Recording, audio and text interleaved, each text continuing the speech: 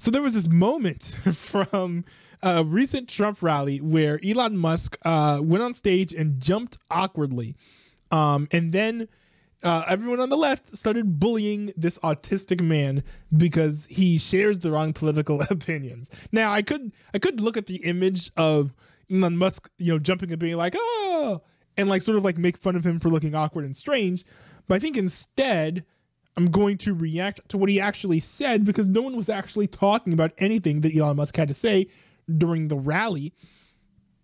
And people did not really say much about how the appearance actually went. So I'm actually going to roll the tape here and react to what it was that Elon Musk had to say. By the way, I think it's pretty cool that we've got Elon Musk at a Trump rally, like the CEO of a major social media platform. Getting so involved in politics, I think, is unprecedented, especially when it comes to the right. Usually the social media platforms will get involved in politics, but helping people on the left. Seeing them help people on the right is interesting. I don't think it's necessarily great long term, but seeing social media platforms support people on the right is just like a bit jarring for a lot of the American conscience. So let's run the clip here. Come on up here, Elon.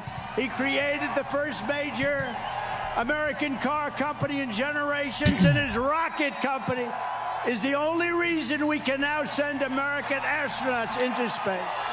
Come here. I mean, I think we use NASA to send astronauts into space sometimes, but I get what he's saying. Take over, Elon. Yes, oh, yeah, there's that jump. The awkward jump. Hi, everyone.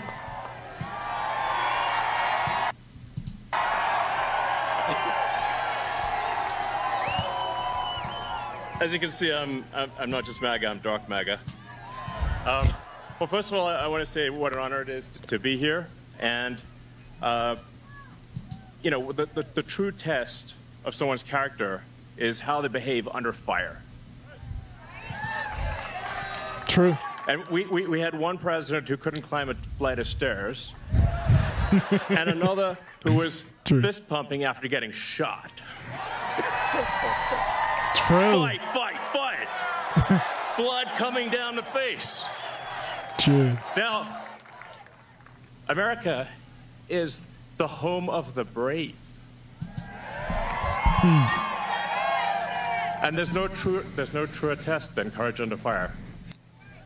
Sure. Man, people like to say that Trump is racist, but look at him. He's embracing this African-American man.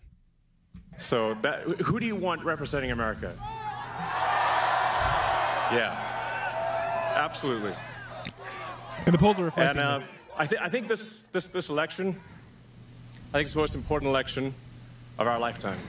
Yeah, the most important election of our lifetime is the one that's happening next. I do not like this rhetoric. It's it's like, oh, this election will determine whether or not we have democracy moving forward. Sure, until next time. Stop crying, wolf. But not to say that this election isn't important, but people act like this election is like so gravely important. I think that the 2016 election was probably the most important election in the 21st century, maybe save the 2008 election.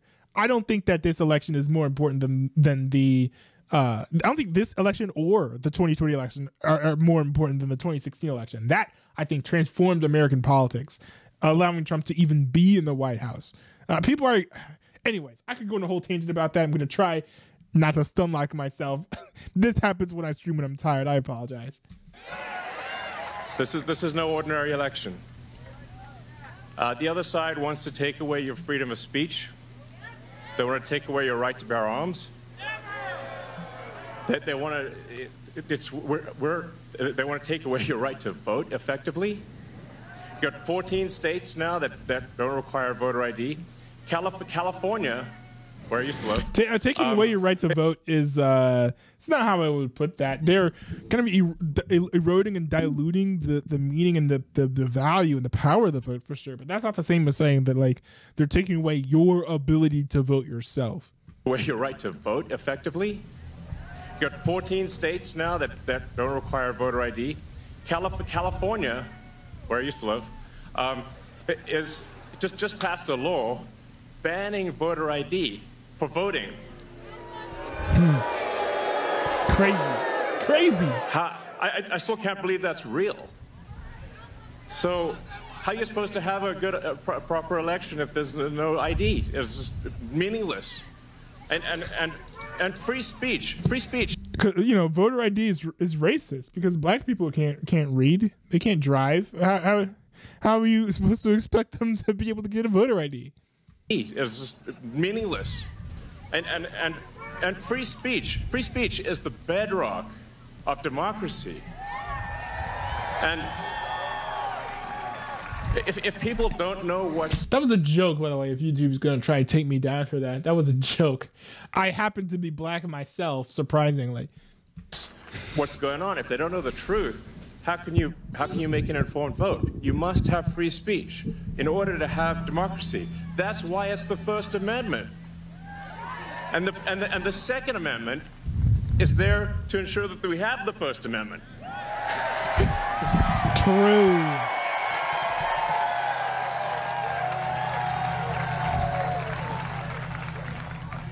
President Trump must win to preserve the Constitution. He must win to preserve democracy in America. There it is again, right? This is the election where we decide whether or not we get democracy, brother. Dude, democracy survived Joe Biden's presidency. Like, do you really think it wouldn't survive a Kamala Harris presidency?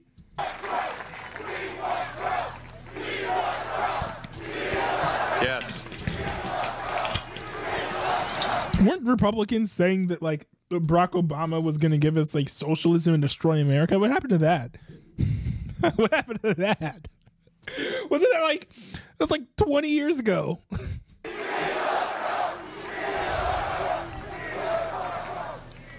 This is a must-win situation. Must win. So I have one ask for everyone in the audience, everyone who watches this video, everyone in the live stream. There's one request. It's very important. Register to vote. Okay? And get everyone you know and everyone you don't know, drag them to register to vote. There's only 2 days left to register to vote in Georgia and Arizona. 48 hours. Like, text people now.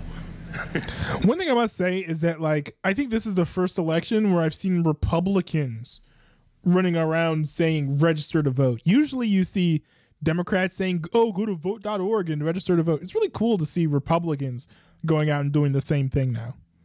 Now. Oh, and then make sure they actually do vote.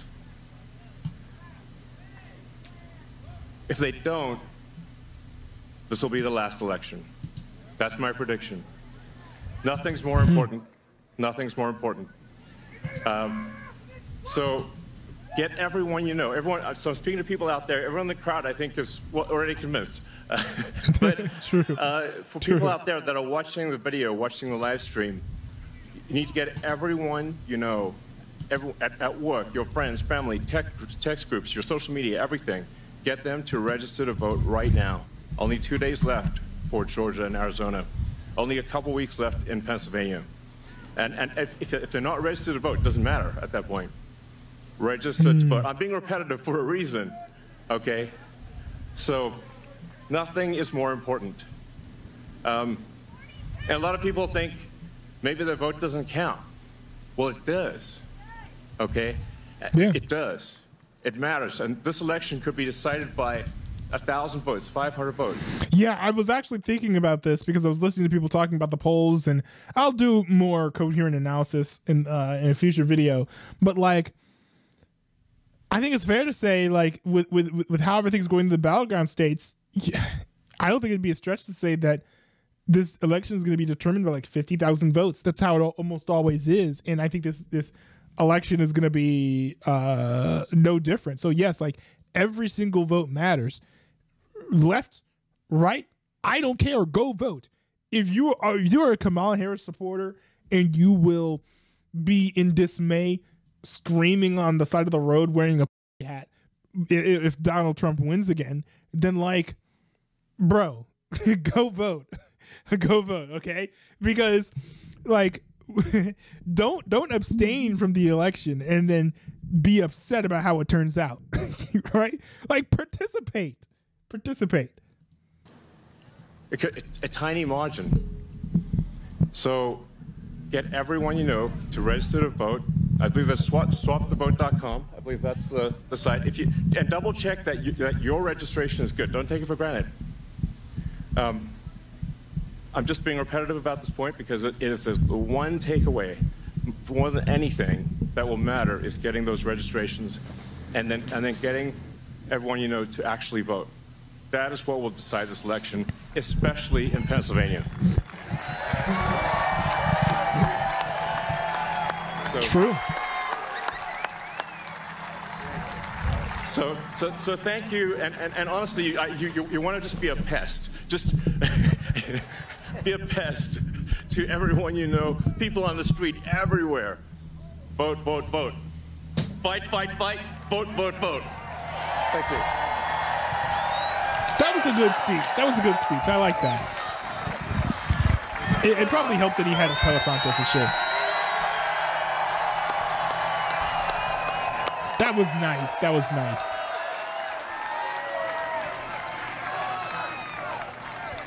What a great guy. And he'd rather be making rocket ships because he'd really rather do that.